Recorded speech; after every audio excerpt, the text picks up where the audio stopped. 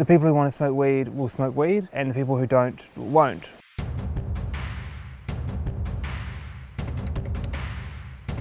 We already have this very well-established relationship with cannabis. 80% of us have used cannabis by the time we turn 21. And no one is, the referendum isn't about introducing cannabis to New Zealand. It's already here and it's already well-established. In the book I cite the Canadian example. A couple of years since they legalised, there's been no net increase in use.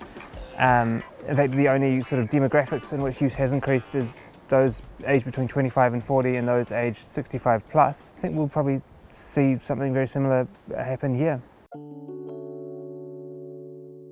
What a regulated market can do is offer consumers choice and also safety. Instead of just a tinny of whatever weed we're given, we'll have choice. We'll have more information about on which to base our decision to choose one product over another.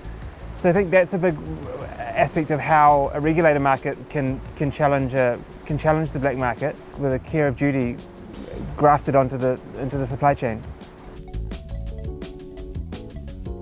In 1925, we signed an international treaty, the Geneva Convention on the Suppression of Opium and Other Drugs, subsequently pressured by Great Britain to enact domestic legislation to outlaw cannabis as per this treaty. But there was really no domestic concern in New Zealand at all about cannabis. No one was clamouring for it to be banned or anything like this. In the public imagination, I think it became synonymous almost with opium, which had previously been banned, and cannabis was just sort of ushered down this same prohibition pathway. Cannabis can certainly be harmful for some people if one is predisposed to schizophrenia, for example. Cannabis use can increase the risk of developing that schizophrenia.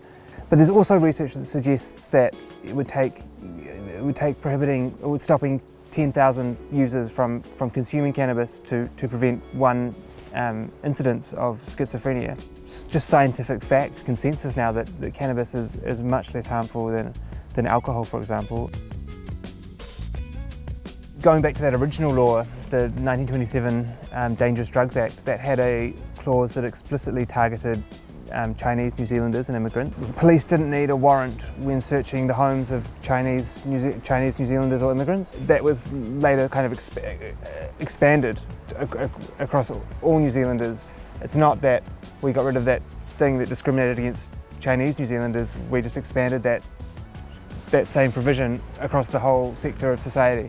Māori have been targeted, arrested, imprisoned, all of it at a far higher rate than the rest of New Zealand. Certainly it's been applied in a racist way, yeah. I think it would be a brave and probably very foolish government who ignored the majority of the populace that they purport to represent. History teaches us that there's always been the politicians have always risen to cater to any anti-reform sentiment that's in the population at large. So, depending on how the election goes, we could certainly see some difficulties about getting this across the line. But I think it's important that we do get it across the line this time. Drug law reform only comes into the political sphere once in a while, and then if we said no this time, it would go away for maybe a decade, maybe more, Some of the issues that I talk about in the book really informed my thinking on this. One being, I think the law as it stands is really out of touch with sort of New Zealand's public morality, shared morality on this issue.